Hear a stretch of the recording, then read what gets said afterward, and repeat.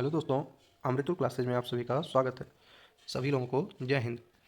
हम लोग उत्तर प्रदेश पुलिस की तैयारी में लगे हुए हैं और उत्तर प्रदेश स्पेशल से संबंधित जो भी प्रश्न पूछे जाते हैं, जिन टॉपिक से प्रश्न पूछे जाते हैं, तो उनका अध्ययन हम हर एक वीडियो में क्रम से कर रहे हैं। तो पिछले वीडियो में हमने रामसर साइट्स के बारे में देखा।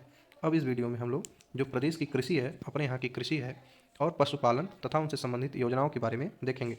इनसे भी एक आध सवाल एग्जाम में दिख ही जाते हैं। तो आइए हम लोग उत्तर प्रदेश में कृषि व्यवस्था का अध्ययन करते हैं। कुछ संस्थान हैं, कुछ फसलें हैं, कुछ संस्थान जो उत्तर प्रदेश में हैं, कुछ फसलें ऐसी हैं जिसमें उत्तर प्रदेश का प्रथम स्थान है।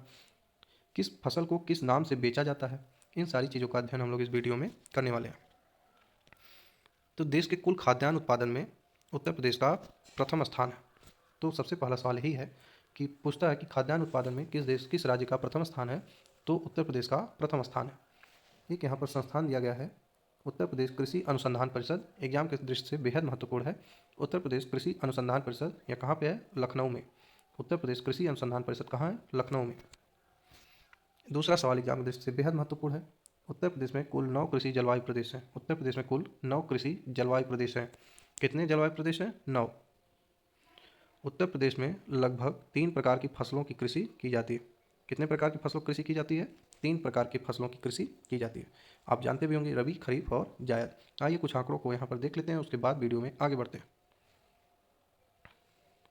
उद्यान एवं खाद्य प्रसंस्करण विभाग उत्तर प्रदेश सरकार की रिपोर्ट के अनुसार प्रदेश का देश के खाद्यान्न उत्पादन में 17.45% गन्ना में, 41.28% गेहूँ में, 28.74% दुग्ध में,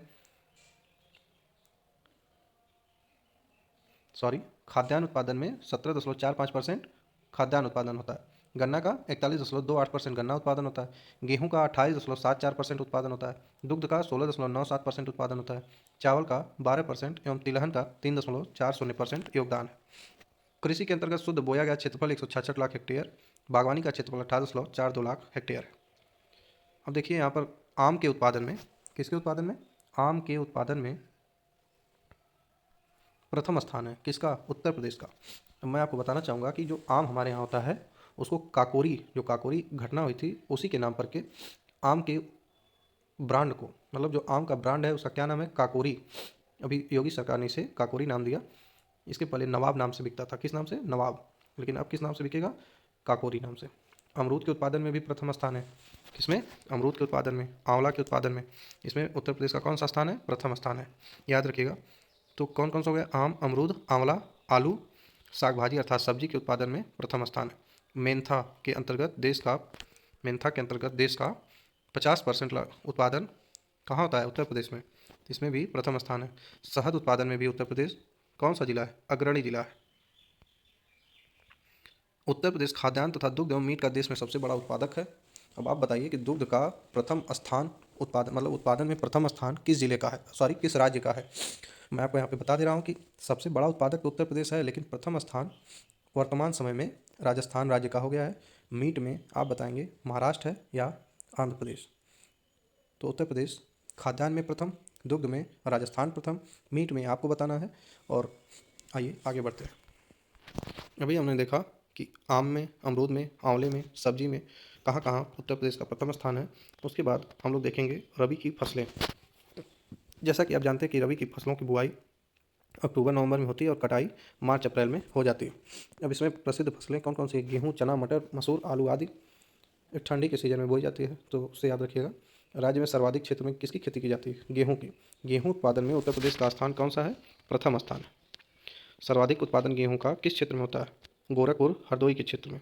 चना, चना सर्वाधिक उगाई जाने वाली दलहनी फसल है और सर्वाधिक पैदावार इसकी कहाँ होती है? बुंदेलखंड क्षेत्र में।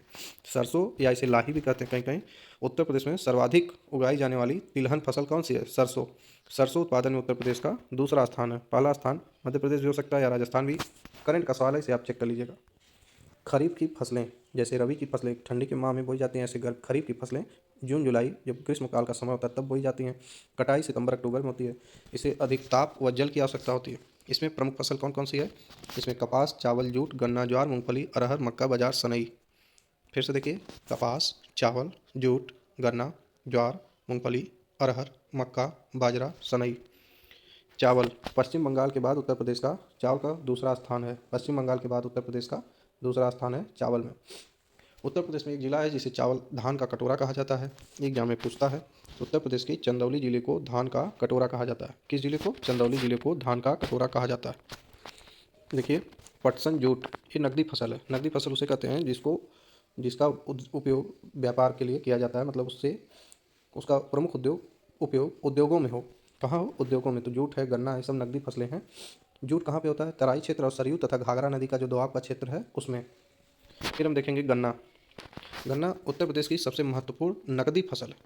उत्तर प्रदेश की सबसे महत्वपूर्ण नकदी फसल है। एग्जाम में पूछता है कि उत्तर प्रदेश की सबसे महत्वपूर्ण नकदी फसल कौन सी है? तो गन्ना है। उत्तर प्रदेश का गन्ना उत्पादन में देश में प्रथम स्थान है। उत्तर प्रदेश का गन्ना उत्पादन में देश में प्रथम स्थान है। उत्तर प्रदेश को शक्कर का कटोरा कहते हैं। उत्तर प्रदेश में वर्तमान में कुल 119 चीनी मिल चल रही हैं।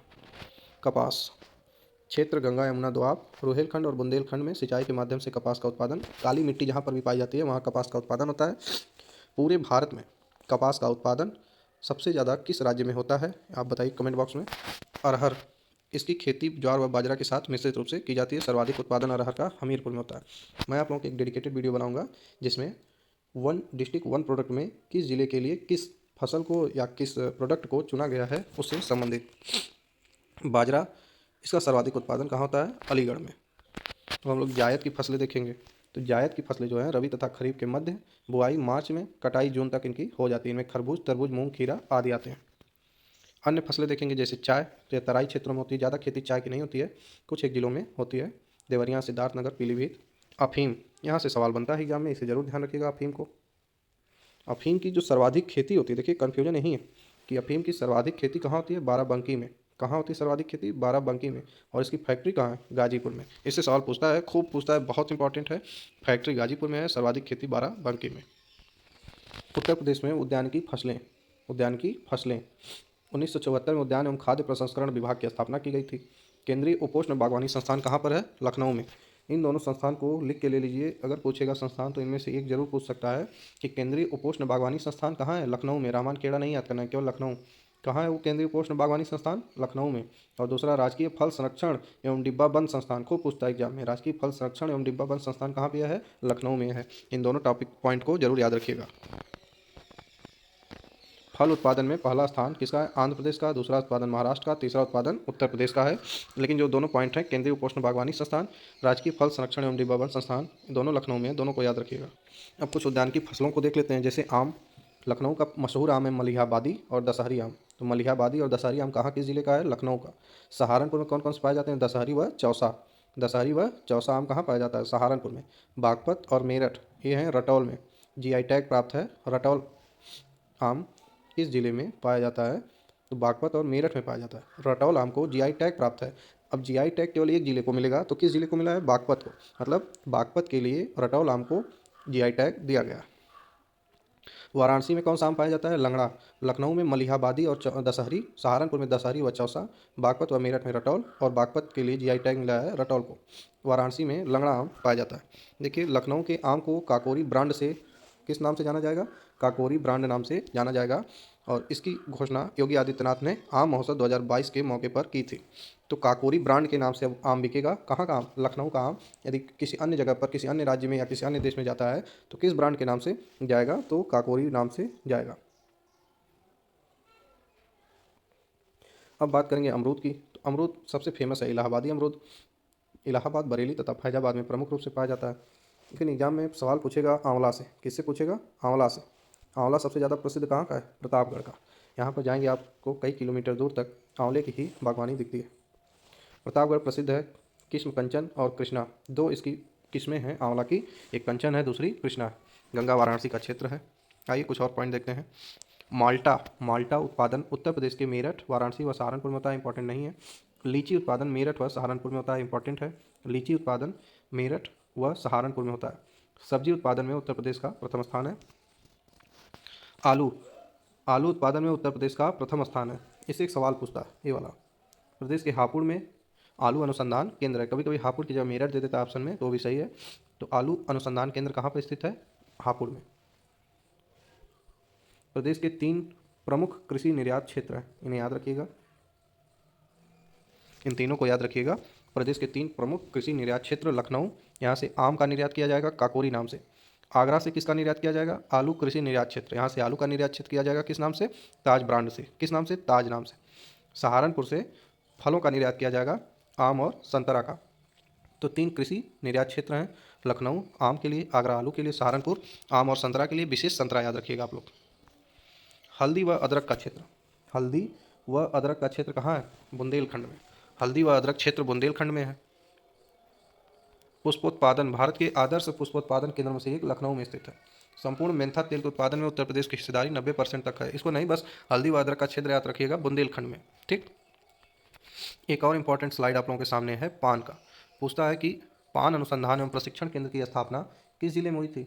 या ये पूछेगा या पूछ देगा कि किस सन में हुई थी, तो दोनों याद रखिएगा। पान अनुसंधान प्रशिक्षण केंद्र की स्थापना महोबा में हुई थी। कहाँ पे? महोबा में हुई थी, और 1981 में हुई, सॉरी 1981 में हुई थी, 1981 में हुई थी। ठीक है। फिर आगे बढ़ते हैं। रतन जोत जेट्रोफा के बीज से तेल प्राप्त होता है। क्या प्राप्त होता है? जेट्रोफा के बीज से तेल। उपयोग डीजल के विकल्प के रूप में। बायोटेक पार्क कहाँ है? लखनऊ में। चलिए आगे बढ़ते हैं, कृषि से संबंधित योजनाओं को देखते हैं। सबसे पहले योजना हम देखेंगे कृषि से संबंधित योजनाओं में किसान बही योजना। कौन सी योजना? किसान बही योजना। ये आई थी 1992 में। कब आई थी? 1992 में। बस यही याद रखिएगा कि योजना कब आई थी, बाकी से ज़्यादा इससे कुछ नहीं पूछेगा। किसान वृद्धावस्था पेंशन योजना 2003 में आई थी। 60+ वर्ष वाले किसानों को, जिनकी आयु 60 से अधिक है, उनको 1000 रुपया मासिक पेंशन की बात इसमें की गई थी। फिर किसान क्रेडिट कार्ड योजना, ये पूछता है एग्जाम में। किसान क्रेडिट कार्ड योजना, इससे 3 सवाल पूछते हैं। इस समय वित्त मंत्री कौन थे? इस समय वित्त मंत्री कौन थे? तो यशवंत सिन्हा जी वित्त मंत्री थे जब किसान क्रेडिट कार्ड आया था। प्रधानमंत्री अटल बिहारी वाजपेयी जी थे। दूसरा सवाल इससे पूछेगा कि ये किस समिति के अनुशंसा पर किसान क्रेडिट कार्ड की स्थापना हुई थी? किस समिति की अनुशंसा पर? तो V Gupta, R V Gupta समिति की अनुशंसा पर किसान क्रेडिट कार्ड की स्थापना हुई थी। कब? 1998-99 में। इसमें किसानों को नाबार्ड बैंक के सहयोग से, नाबार्ड बैंक राशि उपलब्ध कराती है, और नियरेस्ट जो बैंक है उससे किसानों को कम ब्याज दरों पर लोन मिलता है। यूपी बीज विकास निगम 15 फरवरी 2002 प्रमाणित बीजों को उचित मूल्यों में उपलब्ध कराने के लिए यूपी बीज विकास निगम की स्थापना की गई थी 2002 में। अब अगली योजना है आम आदमी बीमा योजना। आम आदमी बीमा योजना 1 नवंबर 2008 को 18 से 59 वर्ष के भूमिहीन परिवार, 18 से 59 वर्ष के भूमिहीन परिवार, जिनमें केंद्र और राज्य का कितना कितना योगदान रहेगा? 50-50%। केंद्र एवं राज्य का योगदान 50-50% रहेगा। प्राकृतिक मृत्यु पर 30,000 और दुर्घटना मृत्यु पर 75,000 रुपये का इसमें प्रावधान किया गया है। प्रत्येक परिवार के 2 बच्चों पर 100 रुपया मासिक। एक बैंक योजना की शुरुआत की गई थी, ग्रामीण खाद्यान्न बैंक योजना। इंपॉर्टेंट है, इससे सवाल पूछता है कि बुंदेलखंड के कितने जिलों को इस खाद्यान्न बैंक योजना में शामिल किया गया था। ग्रामीण खाद्यान्न बैंक योजना में बुंदेलखंड के कितने जिलों को शामिल किया गया? तो कितने? 7। और इसमें कुल टोटल बैंक कितने थे? 12। कितने जिले थे? 12। कुल जिले की संख्या 12 है, जिनमें 7 बुंदेलखंड के और 5 कहाँ के हैं? पूर्वांचल के। तो 5 पूर्वांचल के, 7 बुंदेलखंड के, टोटल हैं 12। 12 जिलों में 500 बैंक स्थापित किए गए। किसके? ग्रामीण खाद्यान्न बैंक योजना के। प्रत्येक बैंक में 40-40 लाभार्थी जुड़े हैं। प्रत्येक लाभार्थी को 1 कुंटल तक निःशुल्क खाद्यान्न लेने की छूट थी, और 1 साल में उसे क्या करेगा? वापस करेगा। तो इंपॉर्टेंट है क्या? ग्रामीण खाद्यान्न बैंक योजना। इसमें पूछता है कि बुंदेलखंड के जिलों की कितनी संख्या थी? तो 7 थी, और पूर्वांचल के 5 जिले थे, टोटल थे 12। आइए बढ़ते हैं आगे। फिर है जनेश्वर मिश्रा ग्राम योजना। ये अगस्त 2012 को राज्य मंडी परिषद द्वारा शुरू की गई थी। 250 से अधिक जनसंख्या वाले 1000 गाँव को सड़क तथा नाली की व्यवस्था करने के लिए इस योजना की शुरुआत की गई थी। चकबंदी योजना। चकबंदी योजना उत्तर प्रदेश में 1954 में शुरू हुई थी। कब शुरू हुई थी उत्तर प्रदेश में चकबंदी योजना? 1954 में। राष्ट्रीय भूमि अभिलेख आधुनिकीकरण कार्यक्रम 2008-9 से उत्तर प्रदेश में शुरू किया गया था। और राष्ट्रीय कृषि बीमा योजना 1999 से 2000 के बीच में शुरू की गई थी, राष्ट्रीय कृषि बीमा योजना। ये कृषि के संबंधित कुछ तथ्य थे। आइए अब बात करेंगे पशुपालन की। उत्तर प्रदेश में पशुपालन, तो उत्तर प्रदेश में पशुपालन विभाग की स्थापना अंग्रेजों के समय में हुई थी 1944 में। 1955 में उत्तर प्रदेश गोवध निवारण अधिनियम, इसे याद रखिए। अधिनियम पूछता है कि उत्तर प्रदेश में गोवध निवारण अधिनियम कब लागू हुआ था? तो ये 1955 में लागू हुआ था। गोवध निवारण अधिनियम 1955 सवाल पूछा गया है, आगे भी पूछे जाने की संभावना है। पशुओं की चिकित्सा हेतु गोरखपुर, मुजफ्फरनगर, लखनऊ, बड़ौद, सैफई और बादलपुर में पशु चिकित्सा पॉलिटेक्निक की स्थापना की गई थी। सवाल यहाँ से पूछेगा, यहाँ देखिए, पशु जैविक औषधि संस्थान, पशु जैविक औषधि संस्थान कहाँ पर है? कहाँ? लखनऊ में। पशु जैविक औषधि संस्थान लखनऊ में। अगला सवाल कहाँ से पूछेगा तो सारा हम बताते चलेंगे आपको। पशु चारा बैंक इंपॉर्टेंट है। पशु चारा बैंक कहाँ पे है? झांसी में। पशु चारा बैंक कहाँ है? झांसी में। अगला इंपॉर्टेंट है कि उत्तर प्रदेश व देश का प्रथम नियमित दुग्ध संघ की स्थापना किस राज्य में हुई थी? तो उत्तर प्रदेश के लखनऊ में हुई थी। कब? 1938 में। लखनऊ याद रखिए, 1938 याद रखिए। 1976 में दुग्ध विकास तथा राज्य दुग्ध संघ या दुग्ध परिषद की स्थापना हुई थी। ठीक। ऑपरेशन फ्लड की स्थापना 1970। ऑपरेशन फ्लड एक क्रांति है, श्वेत क्रांति, 1973 में उत्तर प्रदेश में आई थी, जबकि भारत में 1970 में चली थी। वर्गीज कुरियन ऑपरेशन फ्लड के क्या कहे जाते हैं? जनक। वाराणसी, बलिया, मेरठ में ऑपरेशन फ्लड प्रारंभ हुआ था। 3 जिलों में, वाराणसी, बलिया, मेरठ में। अखिल भारतीय पशु गणना। अखिल भारतीय पशु गणना की बात कर लेते हैं। पूरे भारत में जो पशु गणना हुई थी प्रत्येक 5 वर्ष पर होती है। कितने वर्ष पर? 5 वर्ष पर। जैसे वन की रिपोर्ट 2 वर्ष पर आती है, वैसे ही पशुओं की रिपोर्ट 5 वर्ष पर आती है। आज़ादी के बाद 1957 में पहली बार हुई थी। 20वीं पशुधन गणना 2019 में हुई थी। 20वीं पशुधन गणना 2019 में हुई थी। सभी पालतू पशुओं की गणना ग्रामीण तथा शहरी क्षेत्रों दोनों को मिलाकर के की जाती है। 20वीं पशु गणना जो 2019 में हुई थी, उत्तर प्रदेश में सर्वाधिक पशु मतलब पशुधन के आधार पर यदि आप बात करें सबसे ज़्यादा पशु कहाँ पर पाए जाते हैं तो उत्तर प्रदेश में। कहाँ? सर्वाधिक उत्तर प्रदेश में। दूसरा स्थान राजस्थान का है। भैंसों की संख्या मतलब जो भैंस होती हैं बफैलो, उनकी संख्या में उत्तर प्रदेश का प्रथम स्थान है। भैंस की संख्या में उत्तर प्रदेश का प्रथम स्थान है। बकरियों की संख्या में उत्तर प्रदेश का तृतीय स्थान है। बकरियों की संख्या में उत्तर प्रदेश का तृतीय स्थान है। पहला स्थान राजस्थान का, दूसरा स्थान पश्चिम बंगाल का। देखिए, दुधारू पशुओं में पश्चिम बंगाल का प्रथम स्थान तथा उत्तर प्रदेश का द्वितीय स्थान है, और सबसे ज़्यादा दूध होते हैं राजस्थान में। ठीक। सूकर के मामले में असम प्रथम स्थान पर है, उत्तर प्रदेश छठे स्थान पर है। ऊँटों की संख्या में राजस्थान प्रथम स्थान पर है। ऊँटों की संख्या में राजस्थान प्रथम स्थान है। रेगिस्तान का जहाज बोला जाता है ऊँट को। और उत्तर प्रदेश चौथे स्थान पर है। घोड़े व खच्चर के मामले में उत्तर प्रदेश प्रथम स्थान है। गधे के मामले में राजस्थान प्रथम स्थान पर है। उत्तर प्रदेश में तीसरे स्थान पर है। उत्तर प्रदेश में पशुपालन विभाग की स्थापना 1944 में हुई थी। पशु चारा बैंक बताया है झांसी में है। भारतीय चारागाह, खूब इंपॉर्टेंट सवाल है ये, सारे इंपॉर्टेंट ही हैं लगभग। भारतीय चारागाह व चारा अनुसंधान संस्थान कहाँ पे है? झांसी में। एक ये भी इंपॉर्टेंट है, केंद्रीय बकरी अनुसंधान संस्थान मखदूम मथुरा में। मखदूम मथुरा में है केंद्रीय बकरी अनुसंधान संस्थान। कहाँ है? मथुरा में। दुग्ध उत्पादन पर उत्तर प्रदेश प्रथम स्थान पर, ये गलत है। उत्तर प्रदेश प्रथम स्थान पर नहीं है, इस समय राजस्थान हो गया है। ये पीडीएफ थोड़ा सा पुराना है। देखिए, नंद बाबा पुरस्कार, ये योगी सरकार के समय आया था। नंद बाबा पुरस्कार देसी गाय पालकों को दिया गया। पुरस्कार ब्लॉक 5100 रुपये, जिला 21,000 रुपये तथा राज्य पे 51,000 रुपये इस पुरस्कार को दिया जाता है। ब्लॉक लेवल पर 5100 रुपये पुरस्कार, जिले पे 21,000 रुपये पुरस्कार तथा राज्य पे 51,000 रुपये की इसमें बात की गई थी। मांस उत्पादन में उत्तर प्रदेश का प्रथम स्थान नहीं है, इस समय महाराष्ट्र प्रथम स्थान पर आ गया है। मत्स्य उत्पादन में उत्तर प्रदेश का तृतीय स्थान है, जबकि पहला स्थान आंध्र प्रदेश और दूसरा स्थान पश्चिम बंगाल का है। जटायु संरक्षण एवं प्रजनन केंद्र पहले भी बता चुका हूँ कि कहाँ पे है, महाराजगंज में। तो ये हमारे कृषि से और पशुपालन से संबंधित कुछ तथ्य थे। उम्मीद है कि जितना भी बताया जा रहा है एग्जाम में ज़रूर आपके आए और आप सफल हों, ऐसी शुभकामनाएं। मिलते हैं अगली वीडियो में, तब तक के लिए जय हिंद, जय भारत।